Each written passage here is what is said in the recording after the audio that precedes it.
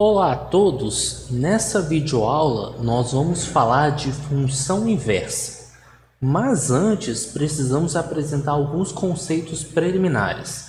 Então, primeiro nós vamos estudar o que é uma função injetora. Uma função injetora, ou seja, uma função f que vai associar cada elemento do conjunto A a um elemento do conjunto B, é dita injetora se para todo x1, x2 pertencente a A, com x1 diferente de x2, temos f de x1 diferente de f de x2.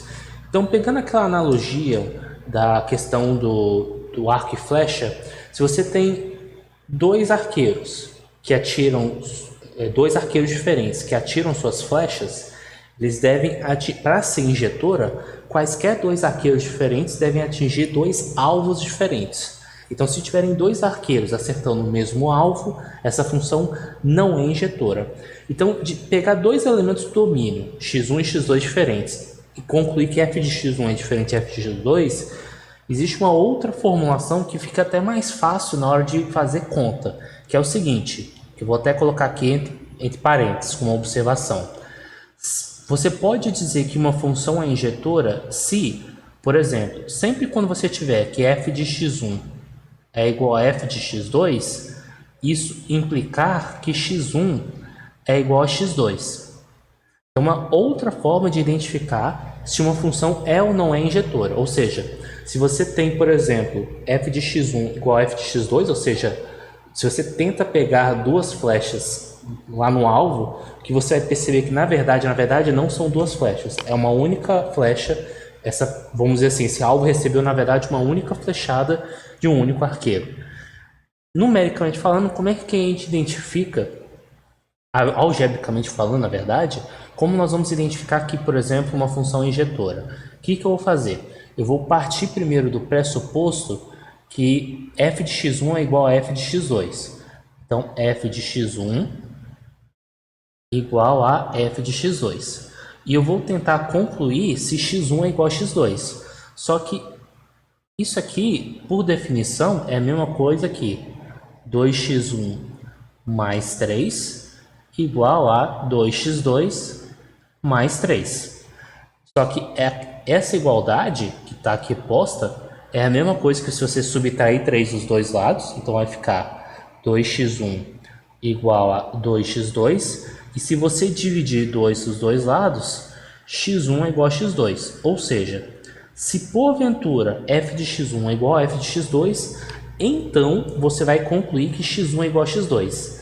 E isso caracteriza uma função ser injetora. Agora vamos pegar um outro exemplo numérico. Por exemplo, f de x igual a x ao quadrado. Então, se porventura f de x1 é igual a f de x2, o que vai acontecer? Isso é a mesma coisa que dizer que x1 ao quadrado é igual a x2 ao quadrado. Porém, o que acontece? Se você extrai a raiz quadrada dos dois lados, você vai concluir o seguinte: raiz quadrada de x1 ao quadrado é igual a raiz quadrada de x2 ao quadrado. E o que acontece? Isso implica que x1 módulo de x1 é igual a módulo de x2.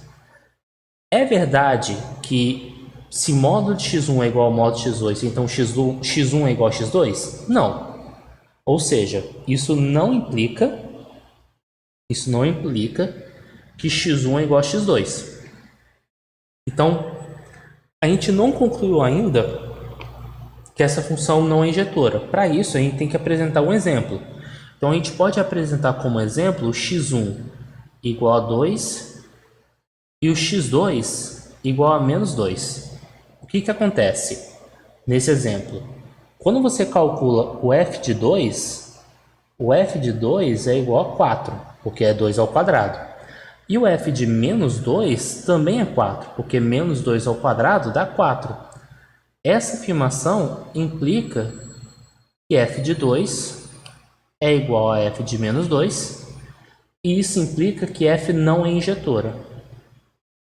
F não é injetora. Então, algebricamente falando, é assim que nós identificamos se uma função é injetora ou não. Agora, se quiséssemos identificar pelo gráfico da função se uma função é injetora ou não, vamos retornar para o exemplo anterior. Então, nós temos o gráfico de uma função 2x mais 3. Como é uma função afim, nós sabemos muito bem que gráficos de funções afins são retas. Então, vou usar essa informação ao meu favor. Por exemplo, se x é igual a 0 e y é igual a 3, então nós temos um primeiro ponto aqui. Como o nosso a é positivo, então a inclinação da reta é para cima. Então, o gráfico da reta seria mais ou menos assim. E aí, o que acontece? Como é que identifica se uma função é injetora pelo gráfico? Nós fazemos pontilhados pela horizontal. Então, o que eu quero dizer com isso? Você faz um pontilhado. E aí você faz a seguinte pergunta: quantos pontos de interseção existe entre o azul e o amarelo? Se existir no máximo um ponto de interseção, independente de qual é a altura do amarelo, se existir no máximo um ponto de interseção, então a função é injetora. Se porventura possuir mais de um ponto de interseção, então a função deixa de ser injetora. Nesse exemplo, não importa qual é a altura y, sempre está tendo um ponto de interseção. É porque a reta deveria continuar aqui ao infinito e além. Então aqui nós conseguimos identificar visualmente como uma função é injetora. Então, por exemplo, como é que a gente visualiza isso na função f de x igual a x ao quadrado, que não é injetora? Eu vou esboçar o gráfico da função f. Opa, deixa eu tirar o tracejado aqui. Então, vou esboçar o gráfico da função f, e que é uma parábola, né, com concavidade para cima. Então, a gente desenha a nossa parábola com concavidade para cima. E aí observe o seguinte: se eu marco, por exemplo, a horizontal aqui, essa reta horizontal, na parte negativa, existe nenhum ponto de interseção entre o gráfico branco e a reta horizontal. Até aí não quebrou a injetividade. Se você olha para o y igual a 0, ou seja, a reta coincidindo com o eixo x, você só vai ter um ponto de interseção entre a reta e o gráfico. Então não quebrou a injetividade. Porém, se você sobe um pouco mais, observe que você vai ter dois pontos de interseção. Como é mais de um ponto de interseção, logo essa função não é injetora. Por quê? Porque existem dois valores de x diferentes que estão dando o mesmo y. Então é assim que nós vamos identificar graficamente se uma função é ou não injetora. Basta olhar se o número de interseções entre a reta horizontal com o gráfico, se ela for no máximo 1 para toda a reta horizontal, função injetora. Se em alguma reta horizontal você tem mais de um ponto de interseção, deixou de ser injetora. Bem, então a pergunta de como identificar graficamente se uma função injetora foi respondida, podemos seguir em frente. Função sobreinjetora. Então, uma função f de a em b ela é dita sobreinjetora se a imagem, o conjunto imagem de f é igual ao conjunto b. Ou seja, se para cada y0 pertencente a b existe um x0 pertencente a a, tal que f de x0 igual a y0. Então aqui, por exemplo, f de x igual a 2x mais 3. Será que, por exemplo, o número 5 ele pertence à imagem da função? Ou seja, qual o valor de x que eu vou substituir de tal modo que o resultado dessa conta seja igual a 5? Bem, o x igual a 1. Dá para você observar que, não importando o valor de y, você vai sempre encontrar um x correspondente de tal modo que 2x mais 3 seja igual a y. Então, essa função ela é sobreinjetora. A gente pode identificar da seguinte maneira. Vamos considerar y um elemento qualquer. Então, seja y um número real, já que é um elemento que está no contradomínio, um número real qualquer. E aí eu quero saber justamente, eu vou até, para facilitar a minha linguagem, vou até chamar de y0. E eu quero descobrir como explicitar uma fórmula de x0 de tal modo que o f de x0 seja igual a y0. Então, para isso, o que eu vou fazer? Eu vou considerar y0 igual a 2x mais 3 e eu vou tentar isolar o x da expressão. Então, aqui vai ficar 2x igual a y0 mais 3. Portanto, x igual a y0, deixa eu melhorar aqui, y0 sobre 2 mais 3 sobre 2. Então, o que essa igualdade está significando? Se você tomando x0 igual a y0 sobre 2 mais 3 sobre 2, o que acontece? Bem, vamos calcular o f de x0. O nosso f de x0 é o mesmo que f de y0 sobre 2 mais 3 sobre 2, que é o mesmo que, vamos lá, 2x mais 3. Então, seria 2 vezes o x, que é o que está dentro do parênteses, 2x mais 3. E aí vale destacar o seguinte, se eu passei, por exemplo, isolei o 2x, aqui é 2x menos 3, né? Então, deixa eu colocar aqui 2x menos 3 sobre 2, menos 3 sobre 2. É bom que a gente, ao errar a conta, vocês ficam atentos às manipulações. É 2x. Pronto. Então, 2x mais 3. Se você aplicar a distribuição Ebert-Richards, 2 vezes y0 sobre 2 dá só o y0, menos 2 vezes 3 sobre 2 vai dar só 3, mais 3, e aqui vai dar y0. Ou seja, isso implica que o nosso f de x0 é igual a y0. Em outras palavras, não importa qual seja o elemento do seu contradomínio, ele sempre vai ser imagem da função se você tomar o x0 como essa fórmula que está posta em cima. Ou seja, essa função, 2x mais 3, ela é sobrejetora. Agora, na função x ao quadrado, a função x ao quadrado é sobrejetora? Será que todo número real tem a propriedade dele elevado ao quadrado, de algum número elevado ao quadrado ser ele? E a resposta é não. Se você, por exemplo, toma o y igual a menos 1, não existe nenhum valor de x tal que x ao quadrado seja igual a menos 1. Então, até vou colocar aqui. Se você colocar tomando y0 igual a menos 1, não existe, que seria um proibido estacionar de ré, não existe um x, número real, tal que f de x seja igual a menos 1. Porque isso aqui é a mesma coisa que dizer que x ao quadrado é igual a menos 1. Beleza, então a função f de x igual a x ao quadrado ela não é sobrejetora. Como nós vamos identificar graficamente como a função é sobrejetora? Então, voltando aqui para o nosso desenho, a ideia é a seguinte. Para identificar que é sobrejetora, como aqui subtende-se em um primeiro momento que as funções reais, o contradomínio é sempre o conjunto dos números reais, o que nós vamos fazer? Nós vamos pegar sempre essa reta aqui, nós vamos sempre fazer a seguinte pergunta. Se eu encontrar o conjunto de pontos de interseção com um gráfico que seja pelo menos um ponto, então está ok a propriedade da sobjetividade. O que eu quero dizer com isso? Se você desloca esse pedaço para cima e para baixo, você sempre vai ter um ponto de interseção entre a reta horizontal e o gráfico amarelo.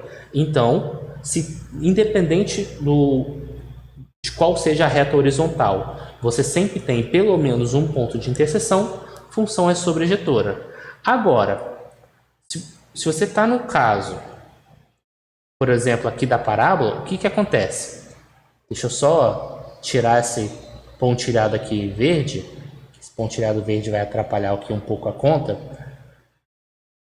Se você, por exemplo, vai movimentando o gráfico, deixa eu colocar um pouco mais para cá para poder facilitar a ilustração.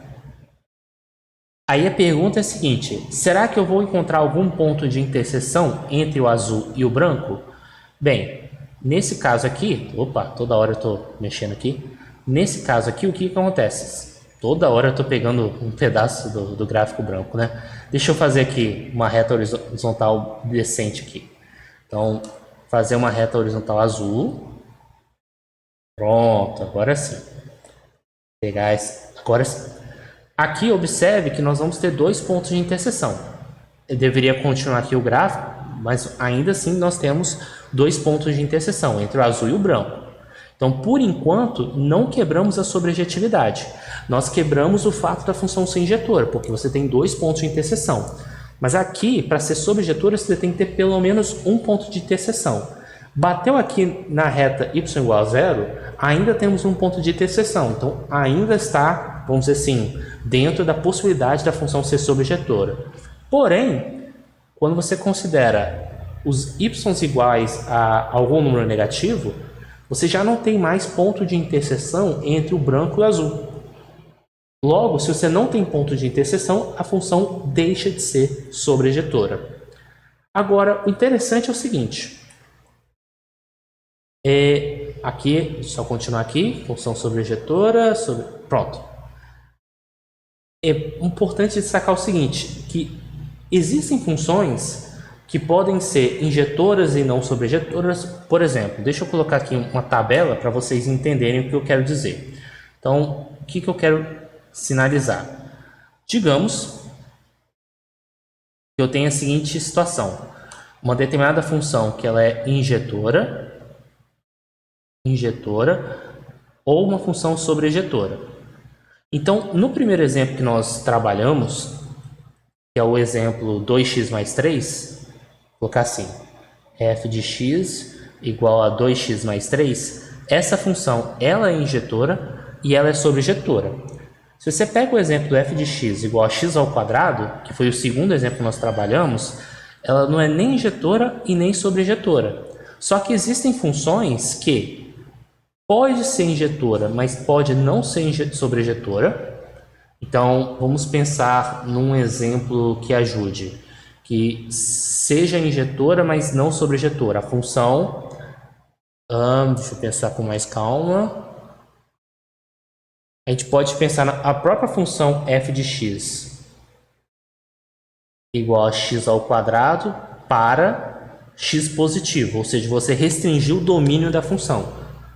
Ela é uma função injetora, porque você está ignorando aquela parte negativa, mas ela não é sobrejetora porque você não consegue atingir os y negativos. E existem funções que não são nem injetoras e nem sobrejetoras. Exemplo, a própria função seno. O seno de x, que é um gráfico que nós vamos estudar mais futuramente, ela é até periódica, ou seja, existem vários valores de x que dá o mesmo seno, e como a função oscila entre menos 1 e 1, você não consegue, por exemplo, o seno de x dando igual a 2, por exemplo. Então, o que nós acabamos fazendo na prática? Percebemos que o fato da função ser injetora não diz nada sobre ela ser sobrejetora e vice-versa. Porém, essa situação aqui nos leva a vamos dizer assim, uma situação curiosa, que é o seguinte. Nós vimos que, graficamente falando, para identificar que se uma função é injetora, em todas as retas horizontais, você tem que ter, no máximo, um ponto de interseção. Injetora. Para ser sobrejetora, na hora que você olha para todas as retas horizontais, você vai ter que ter, no mínimo, um ponto de interseção. Então, se você tem uma função que ela é injetora e, ao mesmo tempo, sobrejetora, então, em todas as retas horizontais, você vai ter, no máximo, um ponto de interseção e, ao mesmo tempo, no mínimo, um ponto de interseção. Logo, você vai ter exatamente um único ponto de interseção. Ou seja, é como se para cada x existisse um único y e para cada y existe um único x correspondente. Bem, primeiro, isso uma função que ela é injetora e sobrejetora, ela é chamada de função bijetora, e as funções bijetoras nos permitem construir a noção de função inversa. Então nós dizemos que uma função g, que vai de b em a, ela é inversa da função f, que vai de a em b, se para todo x pertencente a a, g do f de x é igual a x, e para todo y pertencente a b, f do g de y igual a y. Então, o que eu estou querendo dizer com isso? Vamos lá. Digamos que nós temos um conjunto A e digamos que aqui nós temos um conjunto B. O que essa primeira propriedade está te dizendo? Pega qualquer x no conjunto A. Lembrando que o x está no conjunto A. Você vai calcular o f de x. Então, esse f de x te leva para um ponto por aqui. Quando você calculou o f de x, você bateu nesse ponto. Agora, existe a noção de g, porque o que acontece? F pega cada ponto de A, associa a um único ponto de B. G pega cada ponto de B e associa um único ponto de A. Nada impede da minha função g, num primeiro momento, ir para um outro lugar, a priori. Porém, para dizer que g é inversa de f, você tem que pegar esse ponto e retornar em x. Então é por isso que eu estou dizendo, o próprio x é igual a você fazer f de x, pegar o f de x e aplicar a g da f de x. Você pode repetir esse procedimento para y. Então você começa com y aqui em g, você calcula o g de y, e aí o que seria o f do g de y? Você retorna para o seu ponto inicial. Isso quer dizer f e g serem funções inversas. Na prática, a gente tem a seguinte situação. Vamos pegar exemplos numéricos. Digamos que nossa função, tanto o domínio quanto o contradomínio, sejam conjuntos de números reais positivos. E eu considere f a função x ao quadrado. Observe que eu estou considerando restringindo tanto o domínio quanto o contradomínio. Nesse caso, essa função é bijetora.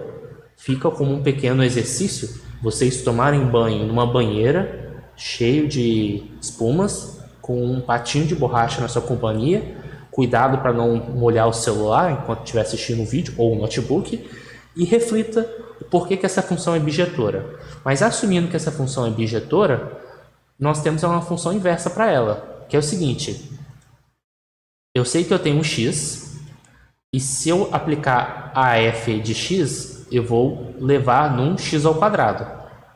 O que eu preciso fazer com o x ao quadrado para retornar para x? Quem seria a minha função g? Resposta: raiz de x. Então, essa função aqui, ela é inversa da função f. Por quê? Vamos pensar um pouco. Porque eu tenho que calcular a f da g de x e ver o que acontece. Bem, g de x é a mesma coisa que raiz de x. O que a f faz com o número? Eleva ao quadrado. Então aqui nós temos raiz de x ao quadrado, cancela a raiz, o resultado dá x. Uma outra conta que nós devemos verificar agora é a g da f de x. Bem, nesse caso vai ficar g de af é x ao quadrado. Aí agora nós vamos calcular a raiz quadrada de x ao quadrado.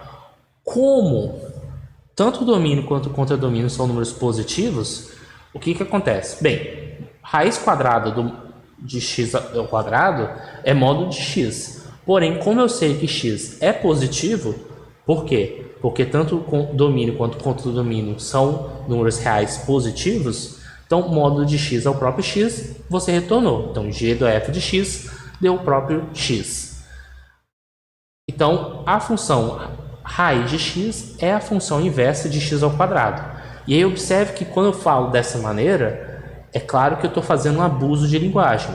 Porque quando eu falo f de x igual a x ao quadrado, subentende-se que eu estou falando domínio contra domínio números reais. Só que quando eu for usar a linguagem de função inversa, subentende-se que eu estou restringindo tanto o domínio quanto o contradomínio da nossa função para dar jogo quanto à questão da bijeção da função. Então, eu não vou ficar toda hora explicitando que eu estou reduzindo domínio contra domínio, para não gerar uma coisa muito chata, mas é muito importante ter essa consciência sobre que condições você garante a existência de uma função inversa e quem é a inversa. Então, vamos dizer assim, essa pergunta que está acima, ela acaba sendo a pergunta fundamental. Sobre que condições garantimos a existência da inversa de f?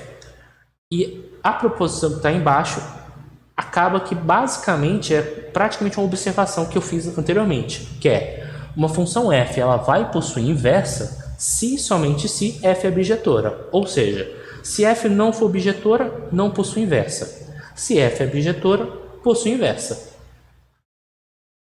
Eu não vou demonstrar o teorema porque a gente precisa discutir sobre outras coisas. Por exemplo, se f possui uma inversa, como determinar a sua inversa? E outra, será que essa inversa ela é única? Porque também existe essa discussão. Vamos primeiro discutir, deixa eu só ver aqui. Primeiro vamos discutir como encontrar a inversa. Depois nós vamos discutir a questão da unicidade. Então, primeiro, como é que eu vou descobrir a função inversa da função 2x mais 3? Então, é o seguinte, nós temos aqui y igual a 2x mais 3, e aí você quer descobrir quem é a função inversa, qual é o primeiro passo que você vai fazer? Vou ensinar para vocês o operacional. Você vai trocar o y pelo x e o x pelo y, conforme eu fiz aqui. Para você descobrir quem é a função inversa, você vai isolar o y. Por quê? Porque quando você isola o x, você descobre quem é o correspondente. No fundo, foi a mesma conta que eu fiz lá em cima para justificar quando essa função era sobrejetora.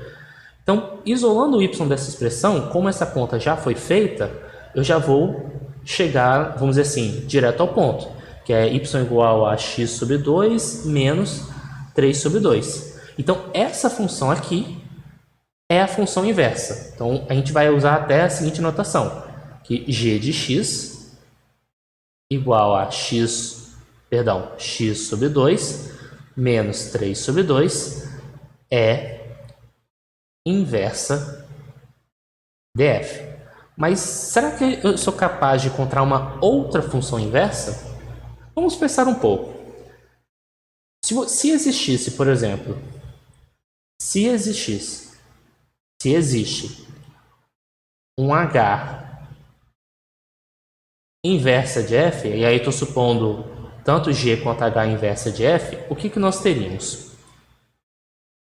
Nós teríamos o seguinte, que eu vou até colocar na cor branca aqui, que h do f de x seria igual a x. Porém, se g é inversa de f, então g do f de x também é igual a x. Agora, dizer isso é o mesmo que dizer que h do f de x é igual a g do f de x. Afinal de contas, as duas funções são iguais. Só que o que acontece? Como f ela é injetora, o que eu quero dizer com isso? Que esse f de x e esse f de x representam o mesmo número? O que você está dizendo? Que h, vou até trocar por y para facilitar a linguagem aqui, que h de y está sendo igual a g de y para todo y no domínio da função. Deixa eu colocar isso aqui, para todo y real. Vamos supor que o domínio seja o conjunto de números reais. Quando você tem uma função que a imagem coincide para todos os elementos do domínio, isso obrigatoriamente implica dizer que a função h é igual à função g. Ou seja, se a função inversa for existir, essa função inversa ela é única. Então, se ela é única, seria interessante introduzir uma notação que, vamos dizer assim, fosse facilitar a nossa vida na hora de dizer que essa função é a função inversa de f. E existe uma notação para ela mesmo. A notação é a seguinte, é a gente colocar um f elevado a menos 1. E aí, cuidado, vou até colocar como observação. Quando eu uso esse símbolo aqui, eu não estou pensando que eu estou pegando o número f e elevando a menos 1. Eu não estou fazendo isso aqui. Eu só estou querendo dizer o seguinte: quando você vê o símbolo f elevado a menos 1, onde esse menos 1 está no expoente da f, nós vamos representar esse símbolo matemático como a função inversa de f. Esse f de x elevado a menos 1, esse camarada aqui a gente está pensando como 1 sobre f de x, que é a propriedade de potência. O que acontece quando você eleva um número a um expoente negativo? O que é numerador vai para o denominador, o que é denominador vai para o numerador. Não é isso que eu estou dizendo. O que eu estou dizendo é a função inversa, esse símbolo aqui. Então, como nós identificaríamos na prática a função inversa dessa função? E aqui eu vou, assim, sem me preocupar muito com isso, mas vamos partir do pressuposto que o domínio e o contradomínio estão restritos o suficiente de tal modo que essa função seja bijetora. Então, vamos tentar identificar a função inversa. Qual a estratégia? Bem, ao invés de escrever y igual a essa expressão, eu vou escrever x igual, e aí vou trocar o x dessa igualdade por y. Então, vai ser y² menos 4y mais 3. Agora, eu devo isolar o y dessa expressão. Eu posso fazer isso completando quadrados. Então, eu posso fazer o seguinte: isso aqui é a mesma coisa que y menos 2 ao quadrado menos 4 e o mais 3 eu deixo quieto. Só estou usando a técnica de completar quadrados. Então, isso nos leva a x igual a y menos 2 ao quadrado menos 1. Posso passar esse menos 1 para o outro lado somando. Então, isso aqui vai nos levar y menos 2 ao quadrado igual a x mais 1. É claro que nessa hora vou passar a raiz quadrada. Só que eu preciso me certificar que esse número aqui é maior ou igual a zero. Então eu tenho que fazer uma observação aqui, conforme eu havia comentado, que é preciso fazer algumas restrições. Então aqui eu preciso supor que x é maior ou igual a menos 1, para poder essa expressão fazer sentido. Então, y menos 2, bem, a priori seria mais ou menos, A priori seria mais ou menos raiz quadrada de x mais 1. Só que aí agora eu vou ter que fazer uma restrição no contradomínio, porque para existir uma função, você tem que ter para cada x um único valor de y. Então aqui nesse momento, para cada valor de x, eu estou tendo dois valores de y. Então eu vou adicionar uma restrição, eu vou partir do pressuposto que y menos 2 é maior ou igual a zero, ou seja, que esse número aqui é maior ou igual a zero, só para apagar o sinal de menos. Apaguei o sinal de menos, então agora y vai ser igual a, passo 2 para o outro lado, 2 mais raiz quadrada de x mais 1. E essa função aqui é a função inversa daquela função lá em cima, aonde o domínio da função é x maior ou igual a menos 1, e aqui subtém-se que a imagem, ou contradomínio, perdão, é y maior ou igual a 2, Porque essa expressão aqui é a mesma coisa que dizer que y é maior ou igual a 2. Até porque eu não quero que esse número seja negativo.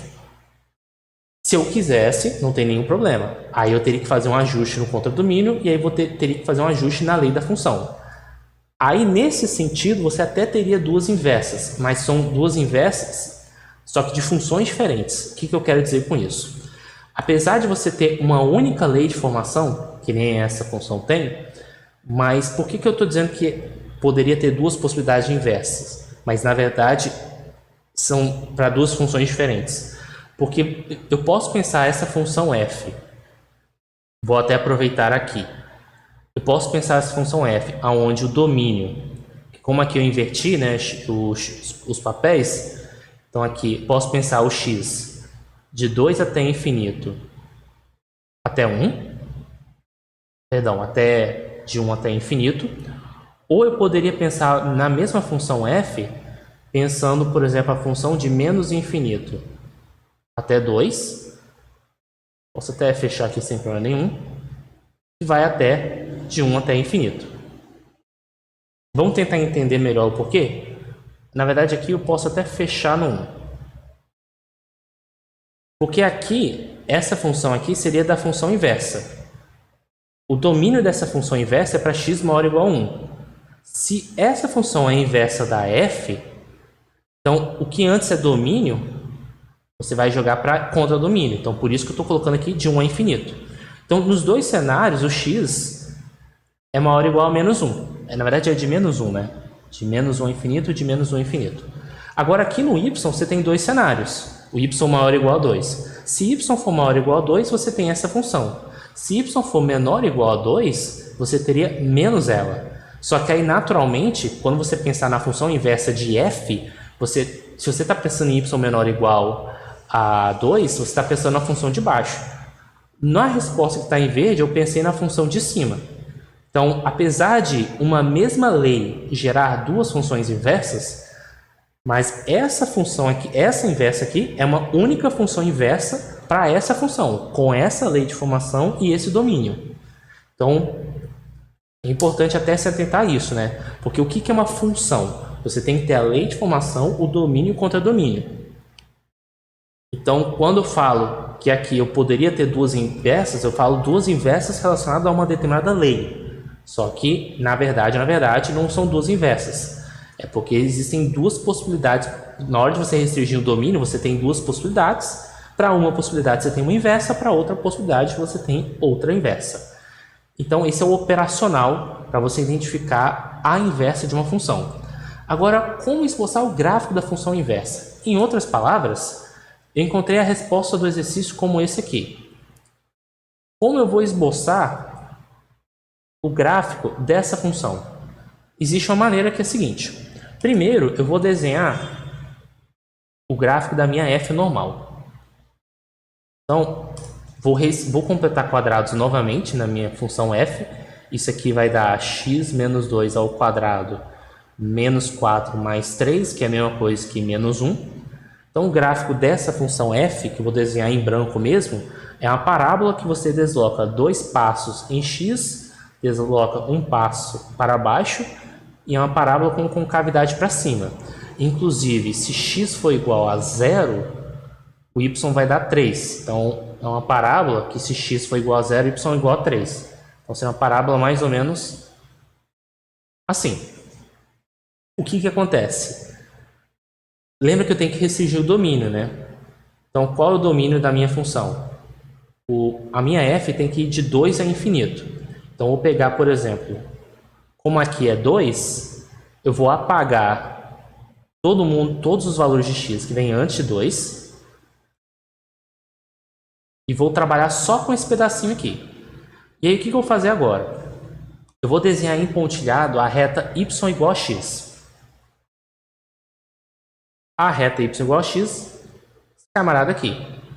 E aí, o que eu vou fazer? Se aqui é x igual a 2, y igual a menos 1, eu vou pegar esse camarada aqui, esse ponto, e vou inverter os papéis. Se antes é 2 menos 1, agora eu vou colocar o ponto menos 1, 2. Então, vou pegar esse ponto aqui.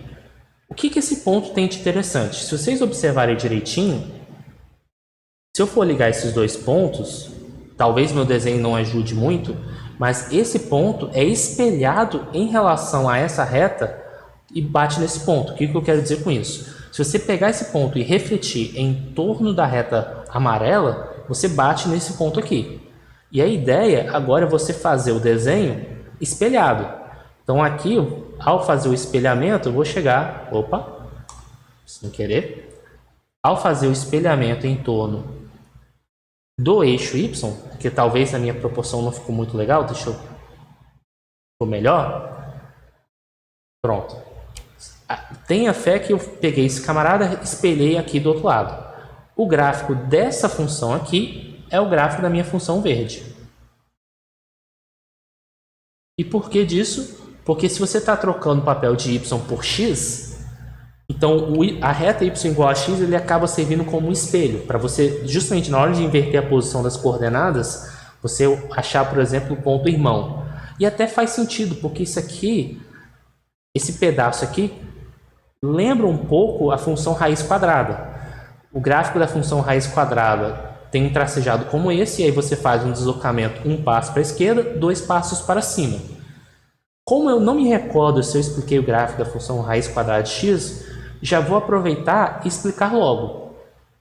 Como é que a gente desenharia o gráfico da função raiz quadrada de x? Então vamos lá. Marcar aqui o plano cartesiano. Como a raiz quadrada de x é a função inversa da função x ao quadrado, só que pensando no x maior ou igual a zero, e desenho então o gráfico da função x ao quadrado apenas para x maior ou igual a zero, faça a reta y igual a x, e agora eu vou refletir em relação a essa reta em amarelo. Então vou espelhar. Então seria uma coisa, seria uma coisa mais ou menos assim. Está sempre crescendo.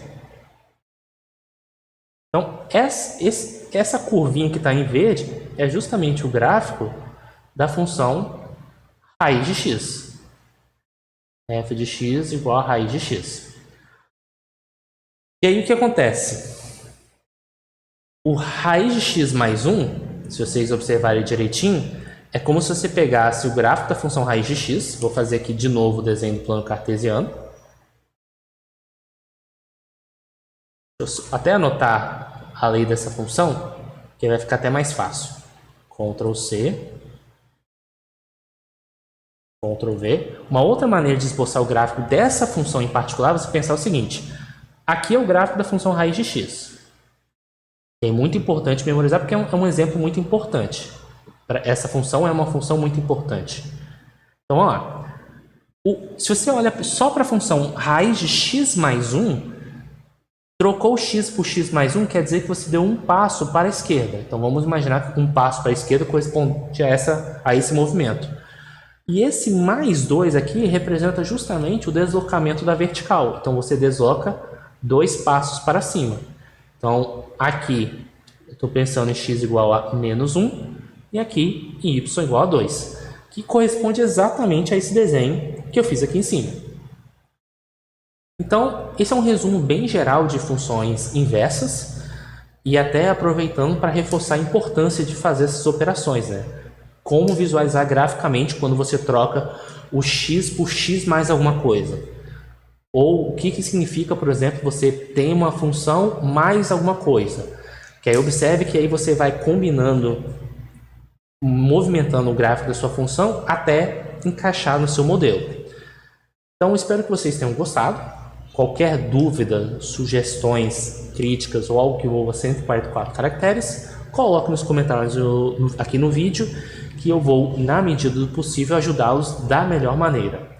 Então, peço que curtam o vídeo e até a próxima.